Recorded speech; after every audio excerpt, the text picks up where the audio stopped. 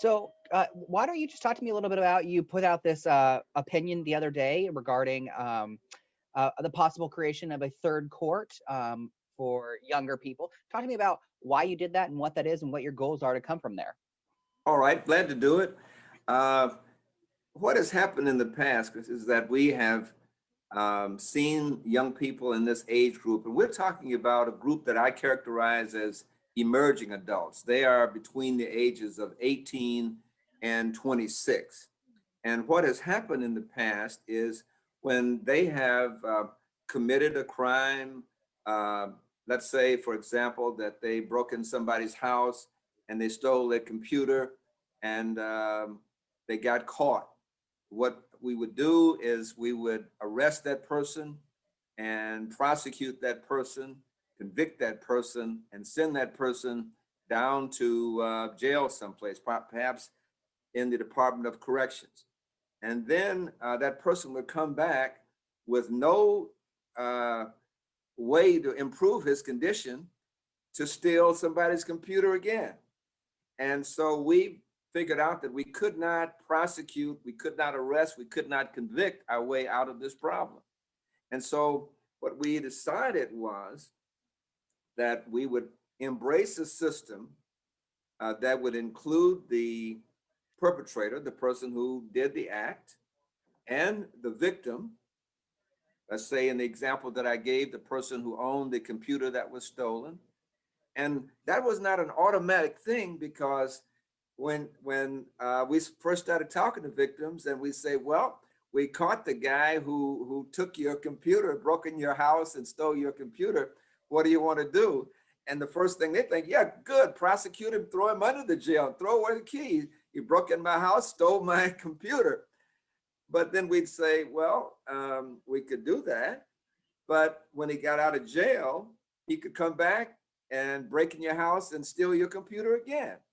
What if we could find out why he did what he did, and we can stop him from stealing your computer again, and we could stop him from stealing anybody else's property?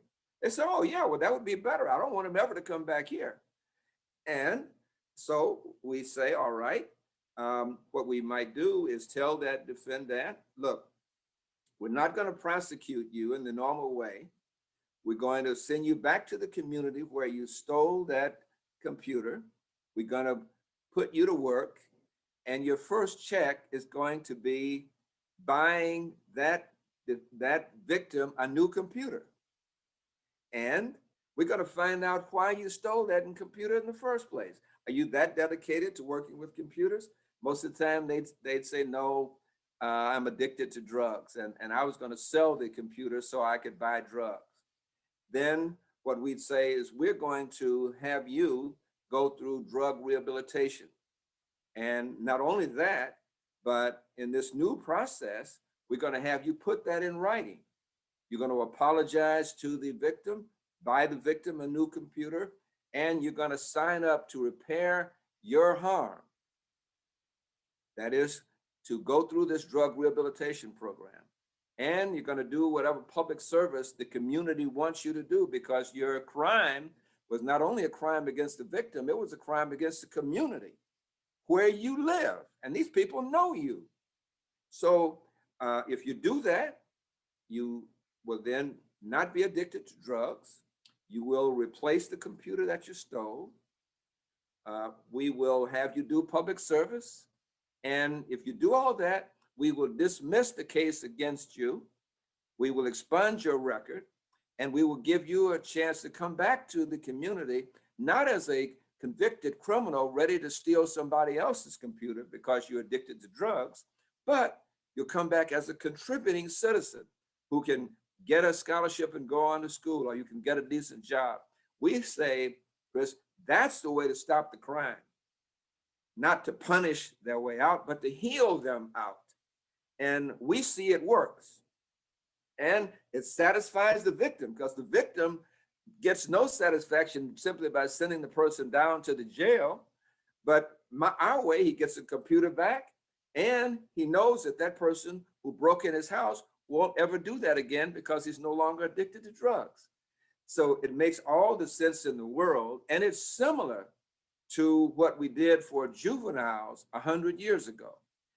In 1899, we established juvenile court here in Cook County as well, because we knew then that juveniles were not little adults. They were people who were sensation seeking, and they were people who did things without considering the consequences of their actions. And they continue to do it until they reach a certain age. And so we know that those juveniles get plenty of good help from the system that we have for juvenile court. And in our adult court, of course, we see what happens there. Many of them become better criminals. They get arrested and they go away to jail, and somebody says, well, how did you happen to get caught? And the guy says, well, yeah, I tried to sell the computer that I stole. So where did you sell it? In Chicago. Well, you should have taken it to Gary and sell it in Gary or some other city. And so they become better criminals. We know that doesn't work.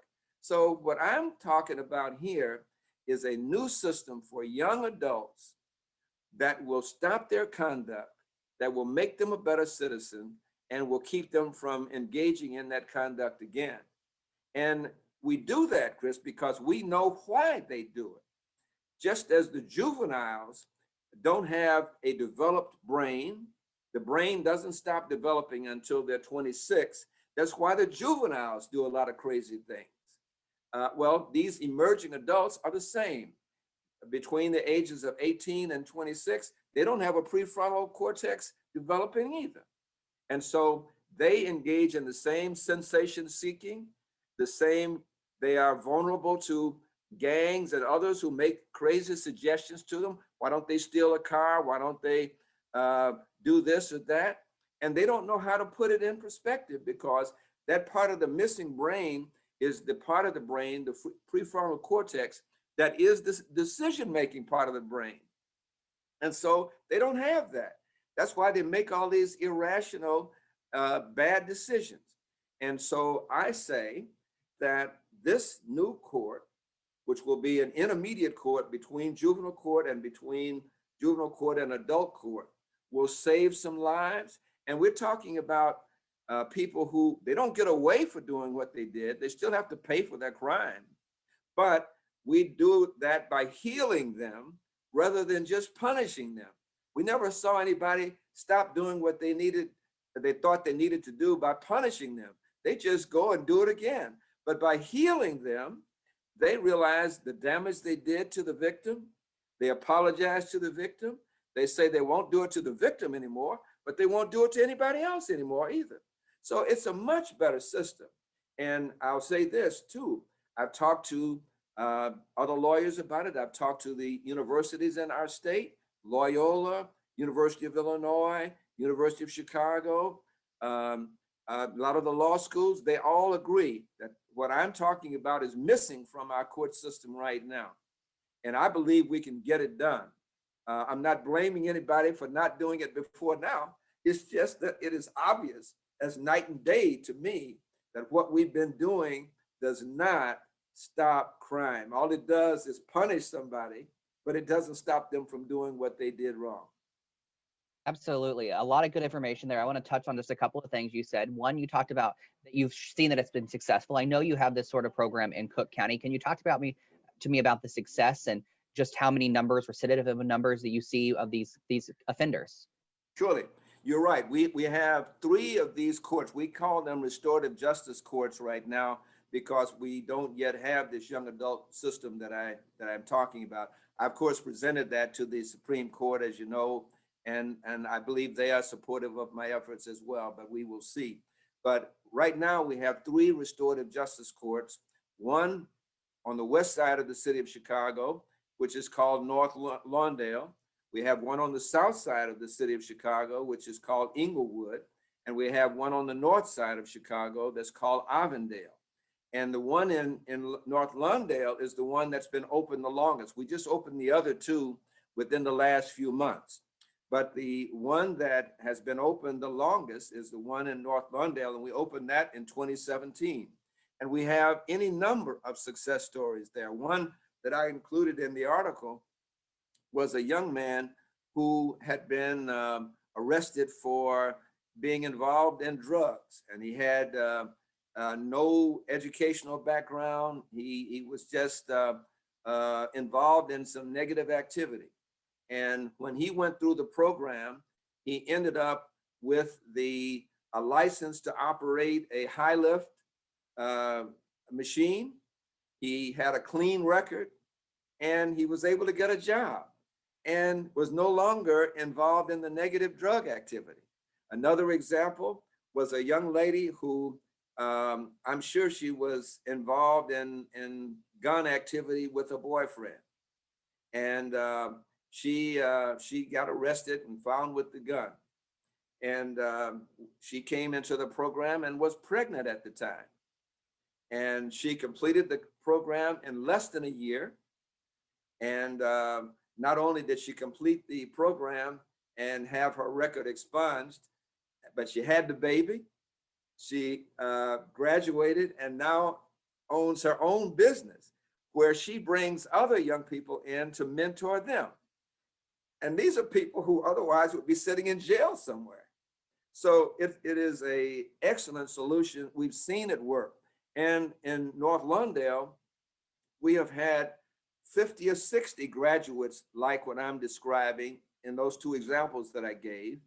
And in Avondale and in Inglewood, in the north side of Chicago and the south side of Chicago, we have been assigned new cases. And so we are just starting those courts, but we believe we'll have the same legitimate success story in those two communities as we had in North Lawndale. And in terms of the recidivism rate, we show that when these people graduate, they can usually get a job and they aren't involved in any criminal activity anymore. But with regular arrest and punishment, about 50% of those people who go away to jail come back to jail again, even after they get out. We've seen nothing like that kind of recidivism using the restorative justice techniques that I'm describing in the community courts. How do you determine that someone would go to this sort of court? I know you talked about the gun crime or drug crimes, but if someone commits a heinous act, murder, attempted murder, would they still be sent to this court, or would they go through regular courts? Can you talk to me about that process? Sure. No, at this point, they would go to a regular court if they engaged in that kind of activity, murder or attempted murder. The cases that we're talking about are considered nonviolent cases. And yes, they can be felonies or misdemeanors, but they're nonviolent cases. And I think we can start there, Chris. But I believe that the system I'm describing could work in any kind of case. It's just that you can imagine if I were to say I wanted to start with murders, trying to come into a community, what the neighbors would say. So no, we're not talking about those kinds of heavy criminal cases. We're talking about nonviolent criminal court cases that are felonies and are misdemeanors. But I'll give you an example of the kind of cases we're talking about here in Chicago. And I don't know about in the Decatur area, but here, last year, we had something like 600 or 700 carjackings. And that's a lot of people having their cars taken. But this year, in this age group, primarily, we've seen that number double. So now we have over 1,000, 1,500 carjackings. And almost all of these cases are carried out by these young people, somewhere between the ages of 18 and 26. So we say that in every community, and I start with these three communities because I don't have enough resources. We've got 50 wards. The city of Chicago, for example, is divided up into 50 wards. And the county itself, County of Cook, has 30 additional townships. So that's 80 kinds of areas. And we don't have resources to have 80 different courts. But every time they see how this works, the local aldermen and the local people, all the elected officials say, yeah, we want you to bring that restorative justice court to our community because we want you to save our young people. So that's why I set it up to have one court on the west side, one on the north side, and one on the south side, rather than setting it up by wards or townships, so that people can come from other communities and still get the help that they need.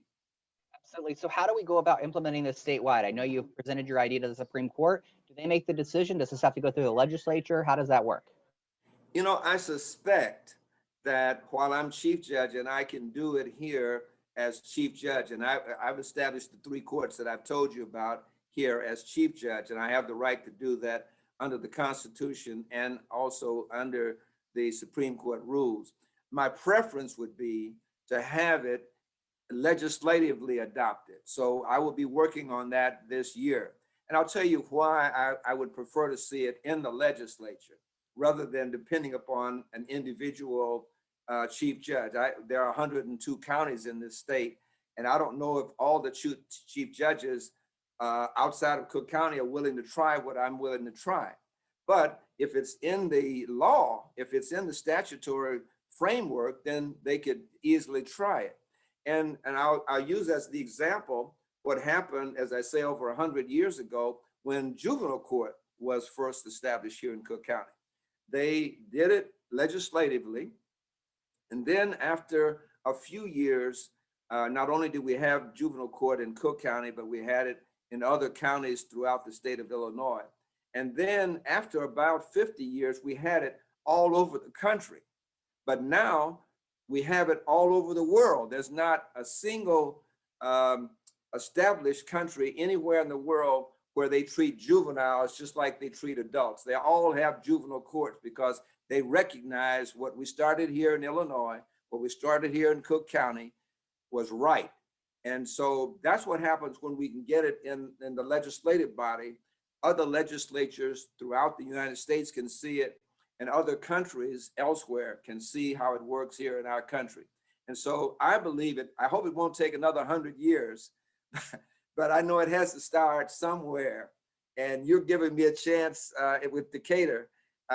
Somebody said, Tim, you love Chicago. What do you think about Decatur? I can tell you this, other than Chicago, Decatur is one of my favorite towns. Hey, that's good to know. Good to know. Yeah, how important is this for you? I know obviously you're pretty passionate about this, but how important is this for you, and where did you get the idea to come up with it? Well, I could see that what we were doing, as well-meaning as it was, prosecuting these people and all of that, I could see that it was not working. But there is a similar court to what I'm describing in New York, in Brooklyn.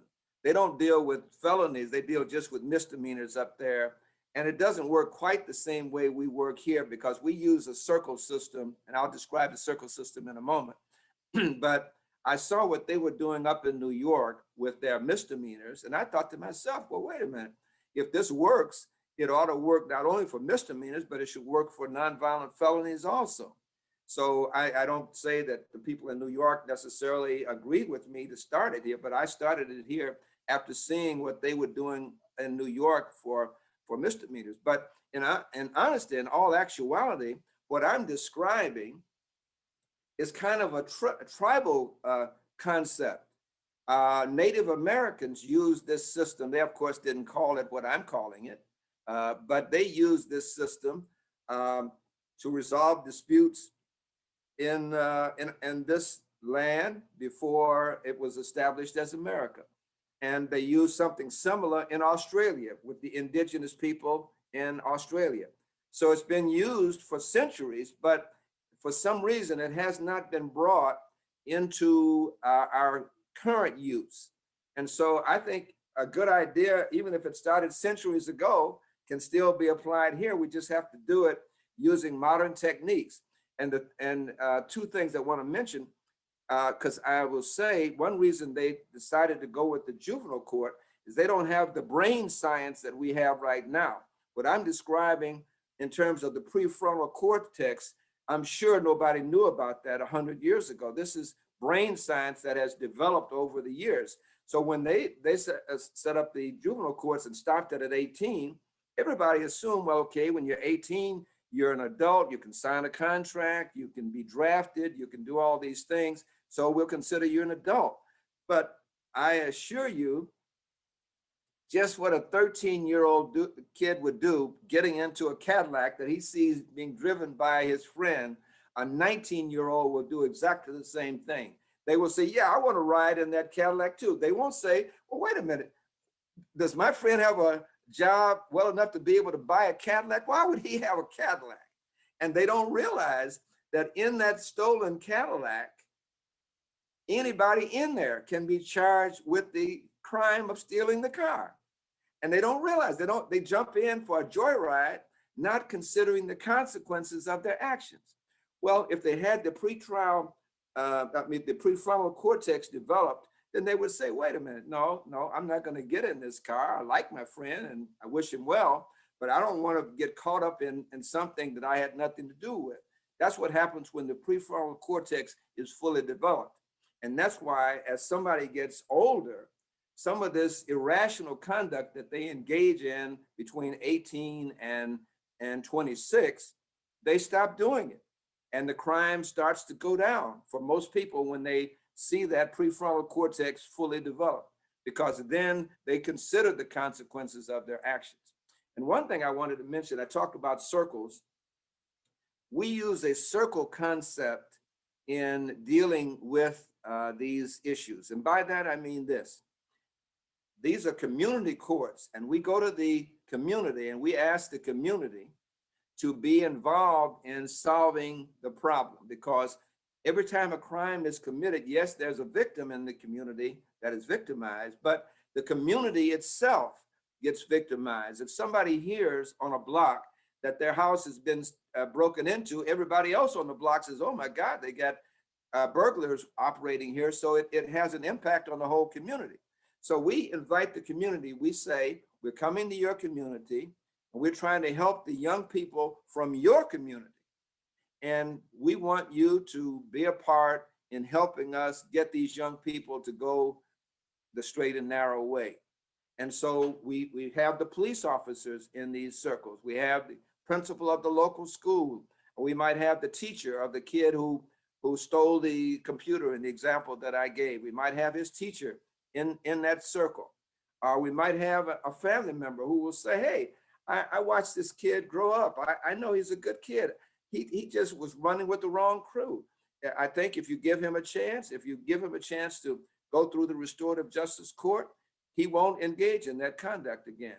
And so when that perpetrator makes the promise to the victim, he's making that promise never to do that to the victim or anybody else, surrounded by his friends and surrounded by his neighbors who watched him grow up. And that, as a community, it's not just Judge Evans saying, hey, don't do that anymore. It's the neighbors. They know, I know your mother and father. I know you better than this. I grew up with your grandfather. And that means that the community will embrace them again. And so that's the beauty of the circle concept that I'm talking about. And by the way, whatever is said in that circle is confidential. It can't be used in any kind of a prosecution someplace else. Have police been receptive to your idea?